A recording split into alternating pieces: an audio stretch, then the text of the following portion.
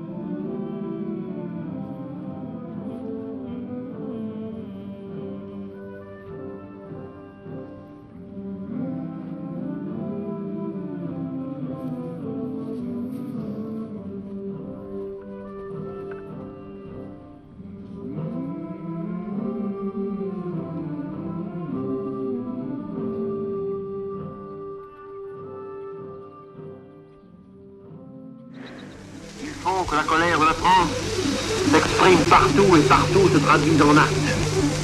Mais il faut aussi qu'elle se contienne assez pour n'éclater tout à fait, pour ne déborder tout à fait, qu'au jour où l'égalité des armes renforcera la supériorité du courage. Harceler l'ennemi en attendant de se mesurer ouvertement avec lui.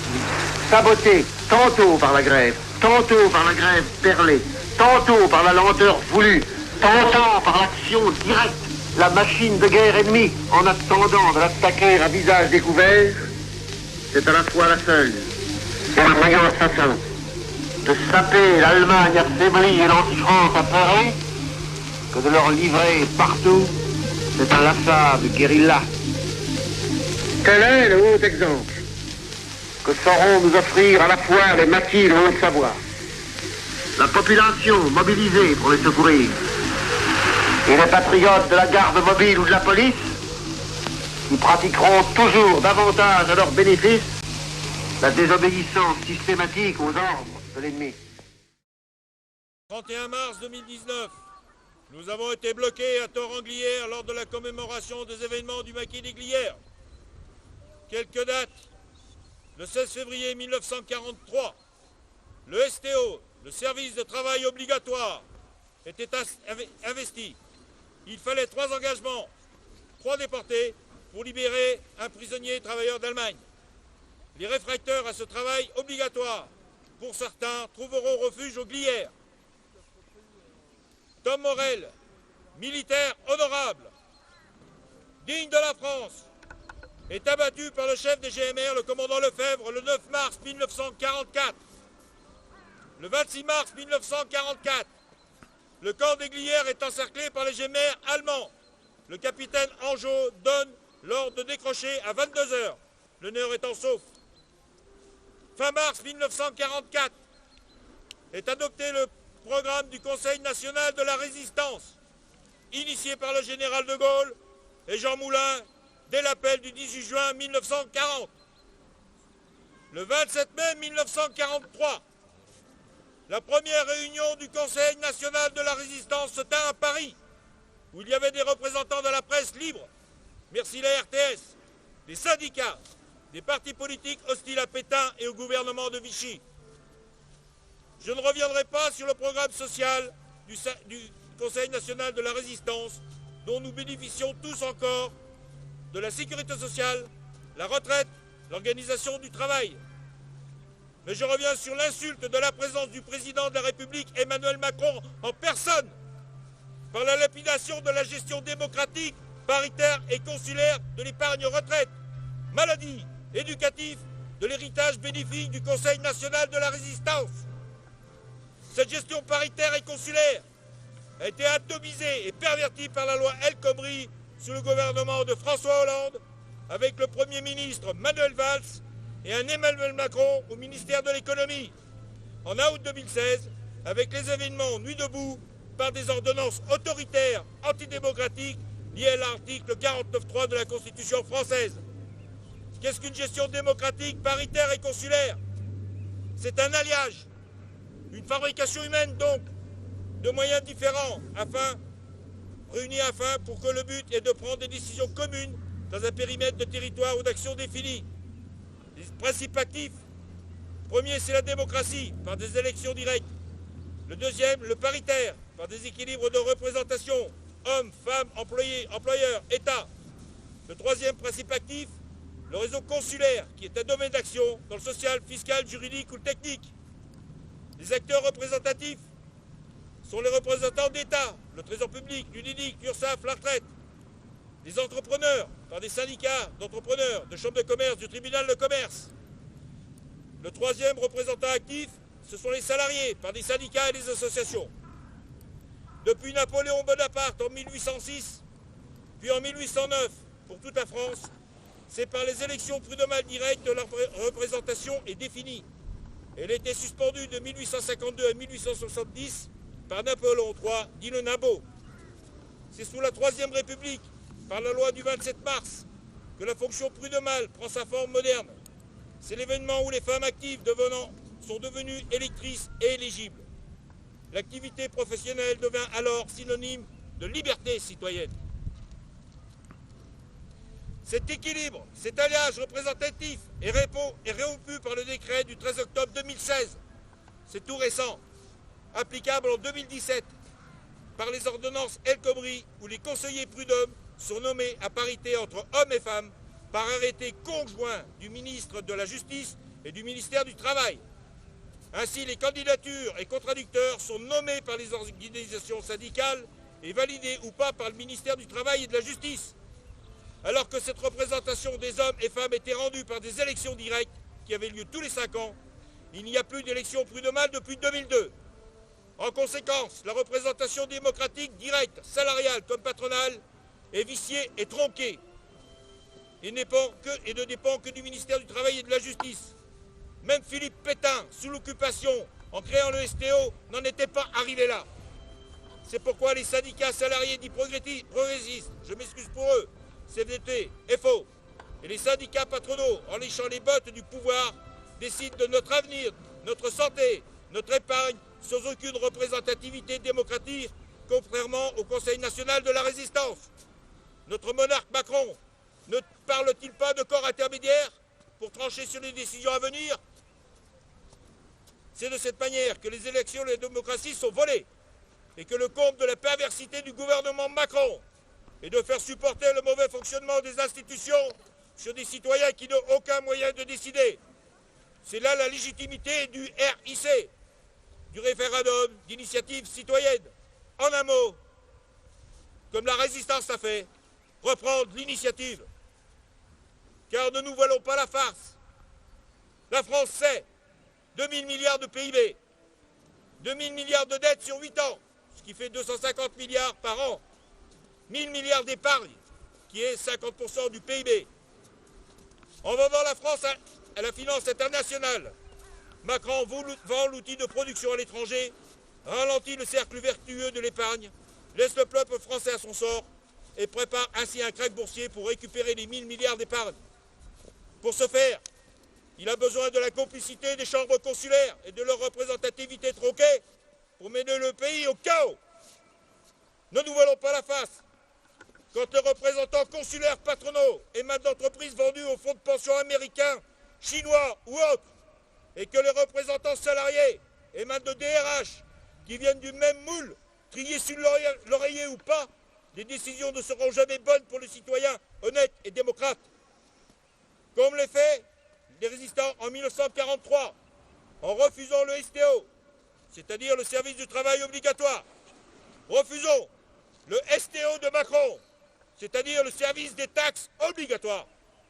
En effet, la taxe carbone, payée par les plus pauvres d'entre nous, doit-elle financer l'isolation des garages de voitures des plus riches qui défiscalisent pour un euro symbolique?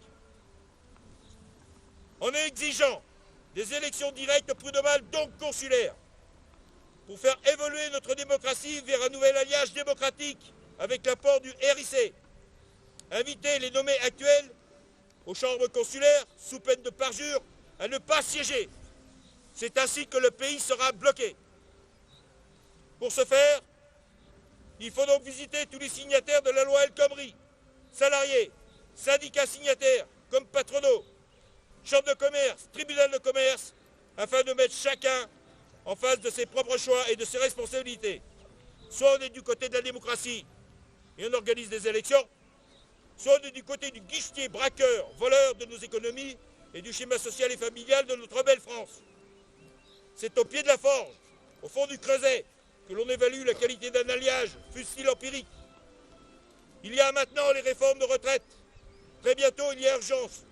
La justice du peuple tranchera. Mais j'ajoute une chose. Pour aller voir tous les chambres consulaires, les chambres de métier, les tribunaux de commerce, les chambres de prud'homme, il faudra avoir du courage. Parce qu'il ne faut ni violence, ni haine. Il faut savoir avoir simplement un amour intact et pur de la démocratie. Je vous remercie.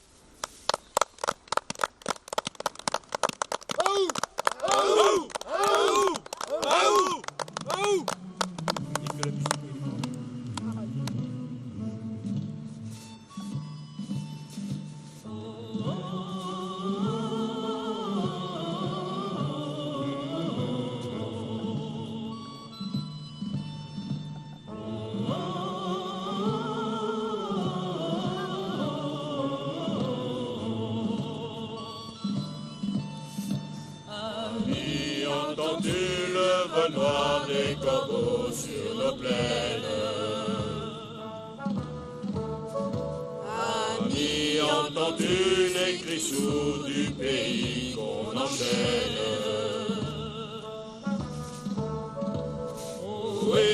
artisans, ouvriers, paysans, c'est l'alarme.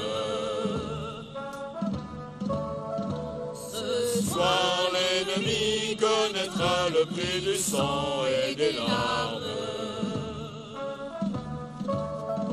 Montez de la mine, descendez des collines, camarades. Sortez de la paille, les fusils, la mitraille, les grenades. Ouais, franc-tireur à la balle et au couteau, tu évites. Oh, et saboteur, attention à ton fardeau, dynamite. C'est nous qui brisons les barreaux des prisons pour nos frères. La haine à nos trousses et la faim qui nous pousse la misère. Il y a des pays où les gens au creux des lits font des rêves. Ici nous vois-tu, nous on marche et nous on tue, nous on crève.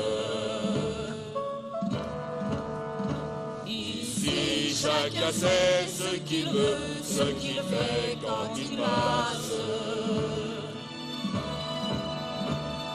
Ami, si tu tombes, un ami sort de l'ombre à ta place. Demain du sang noir séchera au grand soleil sur les routes. Si tes compagnons dans la nuit, la liberté nous écoute. Ami, entends-tu les cris sourds du pays qu'on enchaîne? Ami, entends-tu le vol noir des corbeaux sur nos plaines?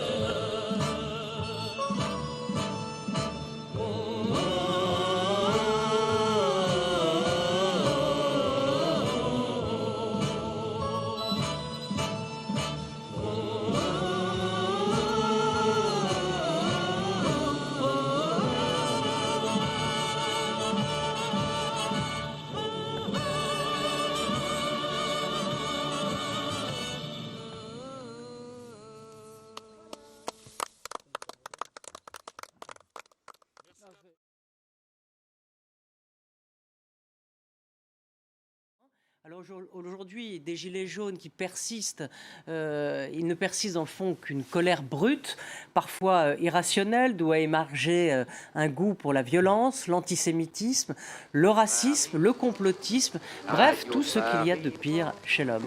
Peut-on encore parler de gilets jaunes, d'un mouvement des gilets jaunes? Et puis dans cette émission, nous évoquerons les élections européennes avec le lot de sondages qui ne varient pas, La République En Marche au coude à coude avec le Rassemblement national. Improbable. De trucs improbables, pour reprendre votre expression, j'ai parlé d'OSNI, d'objet social non identifié. C'est vrai que ça n'a jamais été un mouvement de masse, même au tout début. Moi, ce qui m'a frappé, c'est que pendant très longtemps, les Français ont opéré une sorte de dissociation équitative. On a vu le soutien s'éroder, décliner, voire s'effondrer. On était à 51% au début du mouvement. Avec la sympathie, ça faisait 70%. On est maintenant à moins de 30%. Pour beaucoup de Français, oui, il faut que ça s'arrête. Il y a du côté des électeurs de droite qui ont du coup soutenu un double débouché à ce mouvement.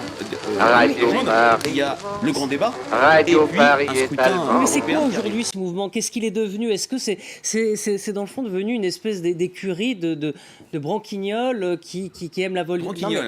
Non mais c'est vrai. Non mais attendez.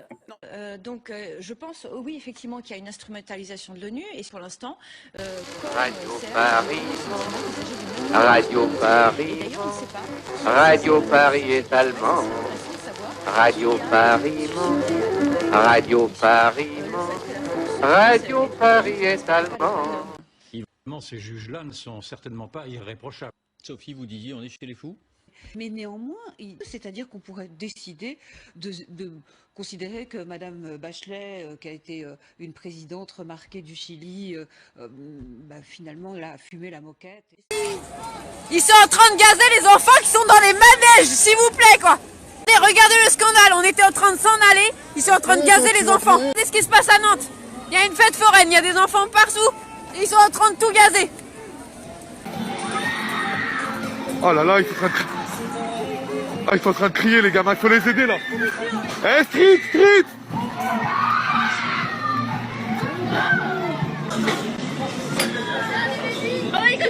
Oh la vache! Calme-toi, tu vas avaler ça va te faire du bien, ça va enlever les coulures dans la bouche.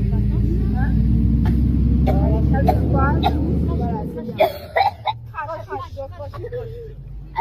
Tu gardes pas, crache. Allez, crache.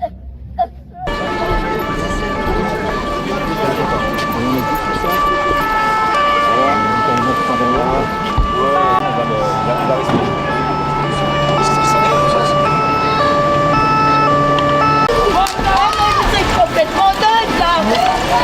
Et vous faites quoi, ils sont tu fais quoi là? Tu fais quoi là? Oh, il fait quoi votre... Ça va?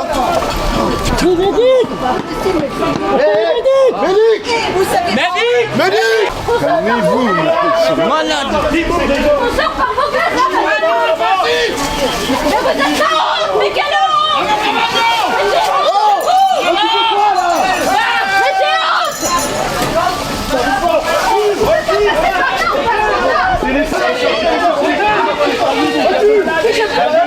Calmez-vous!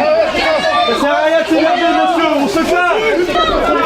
Dégage, c'est bon!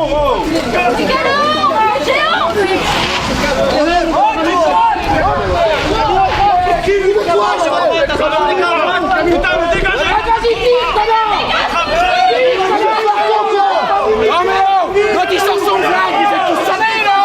Il va y avoir des blessés pour rien, on se calme! Stop! Sors-le ton flingue, abruti. Délinquant. Calmez-vous! Ça sert à rien!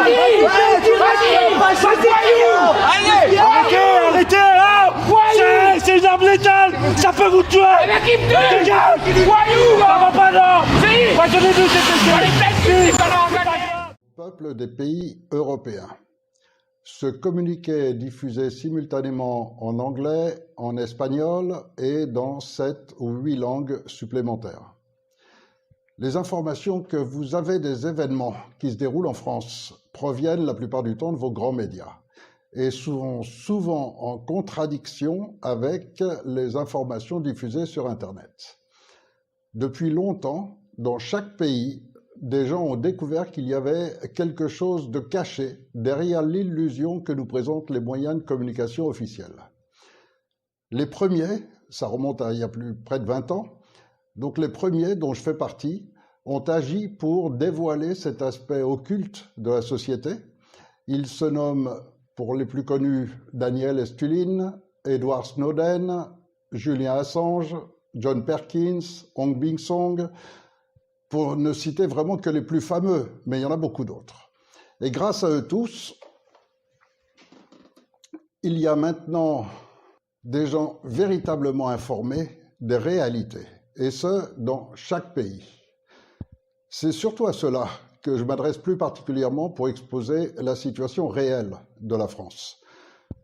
Le monde entier considère la France comme le pays des droits de l'homme, le pays des libertés. Mais savez-vous que c'est le premier pays occidental à avoir aboli les droits de l'homme sur son territoire? La France est la première dictature déclarée du monde moderne, de ce qu'on appelle ce nouvel ordre mondial, dont probablement tout le monde a entendu parler et que beaucoup nomment plutôt l'État profond. L'État profond parce qu'il s'agit de quelques dizaines de familles qui sont au-dessus des États et qui contrôlent les vrais centres du pouvoir sur les humains. La finance, les matières premières, la communication et les gouvernements par lesquels ils font passer les lois pour imposer leurs produits, comme par exemple Bayer, Monsanto ou Vinci, C'est aussi par ces gouvernements qu'ils déclenchent les coups d'État, les guerres, qu'ils assurent les contrats de reconstruction du pays qu'ils viennent de faire détruire. Ils gèrent tous les événements de la planète par la finance, les multinationales, les religions et les organismes internationaux qui ont été créés à cet effet. Et aujourd'hui, après le pétrole et le minerai, c'est maintenant l'eau et la terre qui sont l'objet de leur convoitise. Car qui contrôle l'eau et la terre contrôle l'alimentation et la santé, et donc contrôle la vie de tous les habitants de la planète. En plaçant chez nous Macron, en France, pour annuler les droits de l'homme et leur céder tout notre patrimoine national, l'énergie, les communications, les eaux, les grandes entreprises, les barrages, les aéroports, tout, alors que la loi française l'interdit formellement. Eh bien, de cette manière, ils veulent faire disparaître le pays des libertés. Montrer au monde que le peuple le plus rebelle n'a pas d'autre choix que de se soumettre. Les nouvelles structures de l'OTAN à Bruxelles, comme le comportement de plus en plus nazi de la police agissant sur notre territoire, le prouvent. La France est déjà en guerre civile. Le totalitarisme policier s'y exerce avec de plus en plus de violence, exigeant de la population une soumission totale à leurs ordres et non plus à la loi. Les gens se sont aussi rendus compte que le gouvernement était en train de commettre de nombreuses infractions à la loi, dont la vente de tous les biens du patrimoine national, alors que la loi française l'interdit formellement. Ils ont aussi constaté la violence de la répression qui était exercée contre eux. Parce que vos médias ne vous le disent peut-être pas, mais manifester en France est un droit constitutionnel protégé par la loi. Or, beaucoup de manifestants ont été gravement blessés, certains mutilés, yeux crevés, membres arrachés par des grenades, gazés par des produits classés comme armes de guerre. Des milliers ont été emprisonnés et jugés par une justice aux ordres des dirigeants, alors que le mouvement a toujours été organisé par les citoyens sur la base de manifestations pacifiques. Du côté des forces armées, les dirigeants disposent de la gendarmerie, de la police, qu'ils ont abusé à travers la hiérarchie pour qu'ils acceptent d'obéir aux ordres et non plus à la loi. Le juste droit doit conduire les affaires humaines, qu'il s'agisse des individus, des peuples ou des entreprises. Et la force ne doit servir que ce juste droit. Toute force qui se met en opposition avec le juste droit doit être anéantie. Merci d'avoir écouté cette vidéo aujourd'hui. Un cadre prestigieux, le Grand Palais, et un gouvernement presque au complet. L'exécutif a soigné la restitution de cette grande consultation nationale. En surprise, les Français réclament en priorité plus de justice fiscale avec des baisses d'impôts, une baisse de la dépense publique et plus de transparence. Édouard Philippe dit avoir entendu le message. Notre pays a atteint aujourd'hui une sorte de tolérance fiscale zéro, je ne sais pas si on peut l'appeler comme ça, mais c'est souvent comme ça qu'elle est exprimée. Les débats, je le crois, nous indiquent clairement la direction à prendre. Nous devons baisser, et baisser plus vite, les impôts. La richesse de la parole collective. Merci. Pour autant, les garants estiment que cela ne remet pas en cause l'impartialité globale du débat. Le chef de l'État dévoilera les mesures qui en découlent. Ici, Londres. Notre 9e bulletin d'information est terminé. Le gouvernement français, après avoir demandé l'armistice, connaît maintenant les conditions dictées par l'ennemi. Il résulte de ces conditions que les forces françaises de terre, de mer et de l'air seraient entièrement démobilisées, que nos armes seraient livrées, que le territoire français serait totalement occupé et que le gouvernement français tomberait sous la dépendance de l'Allemagne et de l'Italie. On peut donc dire que cet armistice serait non seulement une capitulation, mais encore un asservissement. Or, beaucoup de Français n'acceptent pas la capitulation ni la servitude pour des raisons qui s'appellent l'honneur, le bon sens, l'intérêt supérieur de la patrie. Je dis l'honneur, car la France s'est engagée à ne déposer les armes que d'accord avec ses alliés. Tant que ses alliés continuent la guerre, son gouvernement n'a pas le droit de se rendre à l'ennemi.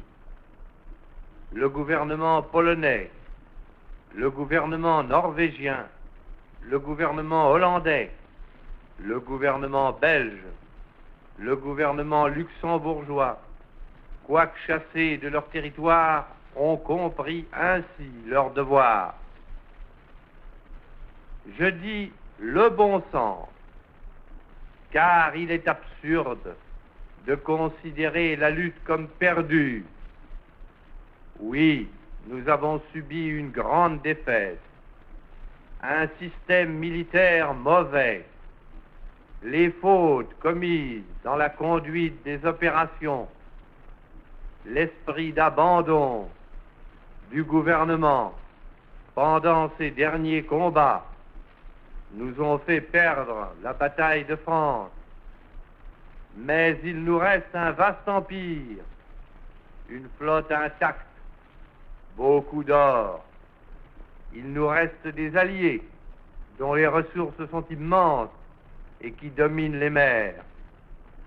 Il nous reste les gigantesques possibilités de l'industrie américaine, les mêmes conditions de la guerre qui nous ont fait battre par 5000 avions et 6000 chars peuvent nous donner demain la victoire par 20 000 chars et 20 000 avions.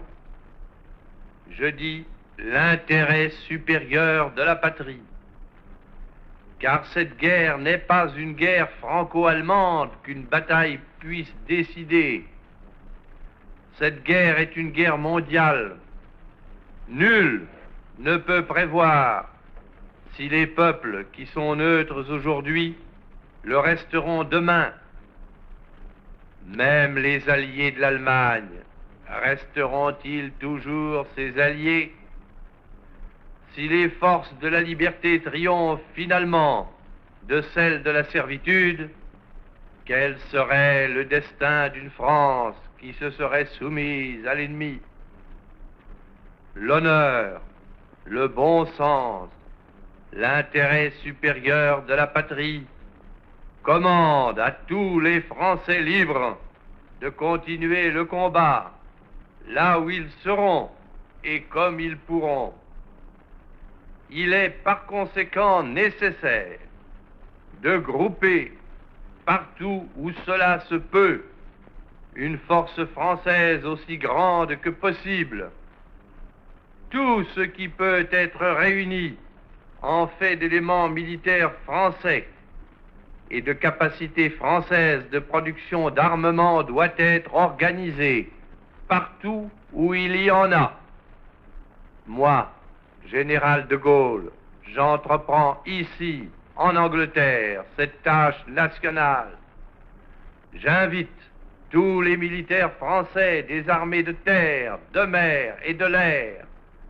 J'invite les ingénieurs et les ouvriers français spécialistes de l'armement qui se trouvent en territoire britannique ou qui pourraient y parvenir à se réunir à moi. J'invite les chefs, les soldats, les marins, les aviateurs des forces françaises de terre, de mer, de l'air, où qu'ils se trouvent actuellement, à se mettre en rapport avec moi. J'invite tous les Français qui veulent rester libres à m'écouter et à me suivre. Vive la France, libre dans l'honneur et dans l'indépendance. Hello, tu fais le discours? Allez. Ah oui, avec David.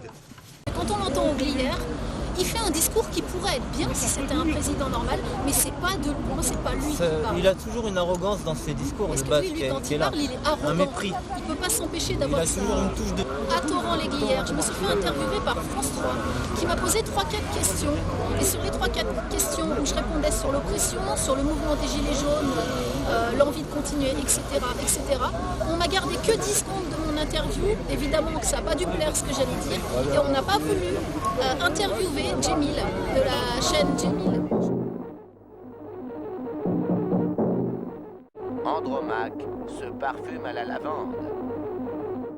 Attali est resté en extase. Nous disons 2 fois Attali est resté en extase.